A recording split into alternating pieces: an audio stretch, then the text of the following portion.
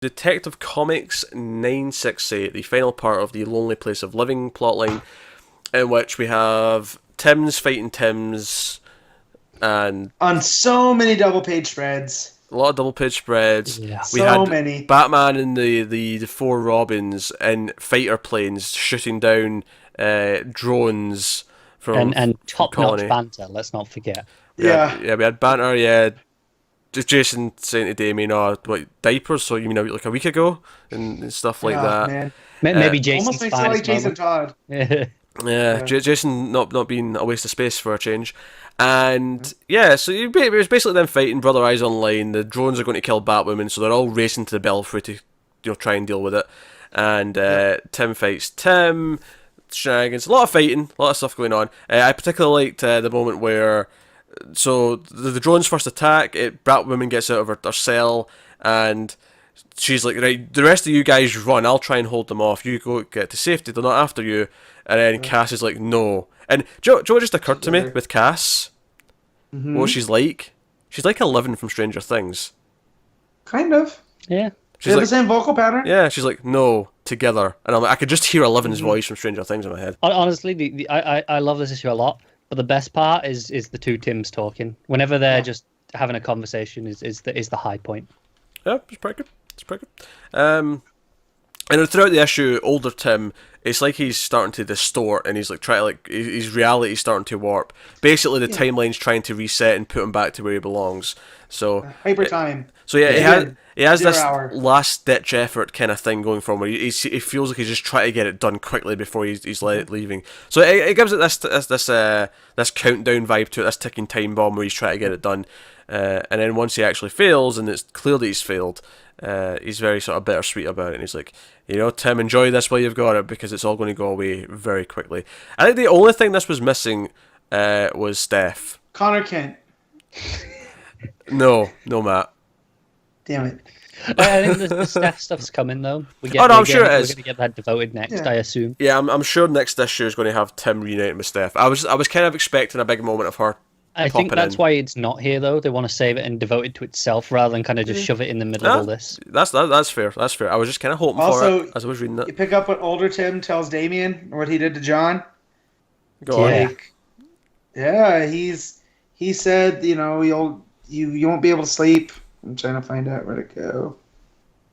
Yeah, he says what you did to that Kent boy, wasn't it? Yeah. That was the line. Yeah. And it's like, oh, what are they teasing? What are they teasing for Super Sons? Yeah. I know. No, the best panel though is definitely, the two Tims standing there, looking out at the city, and you just see them from behind, and the different capes. It's so good. Yeah, no, it's really there's almost not as much to talk about in this one because it is just kind of the big final fight and everything culminating. But they earned it, like everything built up to it, and you felt the emotion as it was everything was racing to its finish. This has been some of the best of Detective Comics in a long time, in my opinion. I've been enjoying it, but this has been like reinvigorated it for me. What I like about Detective Comics is it's always you can count on it. Like, it might not be the best story, but it's still... It's always enjoyable, but it's at its best when Tim's around. Well... No, it's at its best when Steph's around. I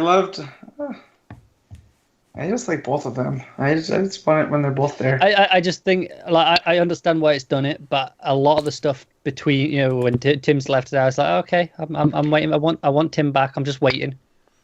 Mm-hmm. This is my favourite, so what can I say? Well, and now he's back officially, so we'll see. Yeah, we can get into that, and we can explore some of him. Go into some of the Brother Eye stuff now coming up, I assume. Yeah. You and Brother Eye. Wait, I thought Brother Eye was dealt with in this issue though. He took him with him.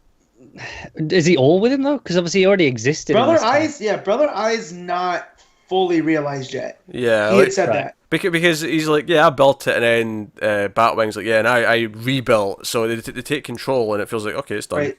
Like, at least for now. I want them to confront Bruce. I want Tim to come up to Bruce and go, like, why have you done this? What's this all about? Well, and even older Tim says this is all kind of Bruce's fault for not being able to deal with your own stuff.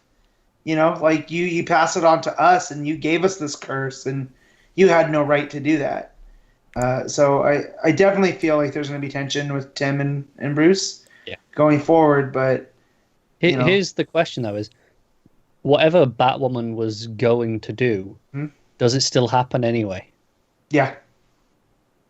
Yeah. Okay. Yeah. I think so. Maybe it still happens, but if it does still happen, it won't lead to what it led to before. Oh no, I'm sure it won't lead to this. Obviously, that would be just weird.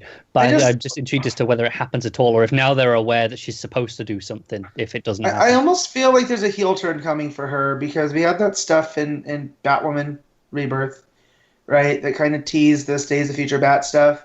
But then you also look in New Order where she shows up and she started the Crusader program. I can see her kind of going back and embracing the soldier angle. Yeah, and I kind of feel like she's not meant to be the Bat, she's meant to do other things, and that kind of turns them where... Possibly. I wonder, though, if it's maybe going to be more of a story of, like, she can see where she can go, and again, because she knows of where she's going to go, that she'll make the choice to be something else. Yeah. Like, maybe she'll have this plot where she kind of, like, almost has her Batman Forever kind of story. I mean, it's a weird thing to reference, but the idea where she is like, no, this is why I'm Batwoman, this is why I do this. I wonder if coming up every time she has to make a choice, she'll be like, is this the choice that will turn them against me? Is this the choice Tim was on about? And what's the right choice and what's the wrong one?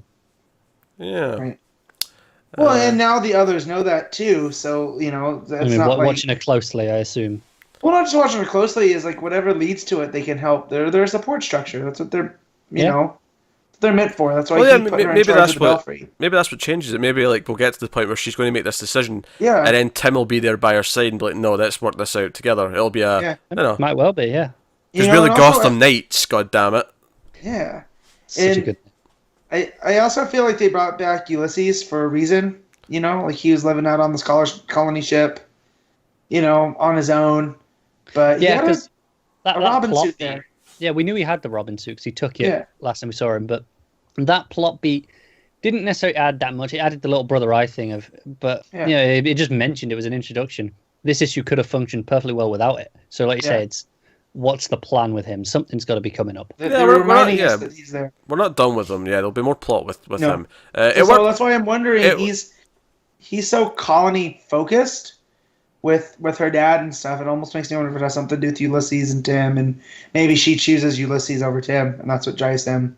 I don't know. I think what it does though at the start of this issue is that it makes it very clear where these drones are coming from. Because I feel like it may feel a little bit cheap if it just like there was a panel where someone just says, "Oh, it's all the drones from the colony. Brother Eyes activate them all." Yeah, but again, you didn't have to show Ulysses there. Oh no, you didn't. No, it could have just been a colony ship. It could have been an empty room. Yeah, they could have been. Yeah. But that's what it does though.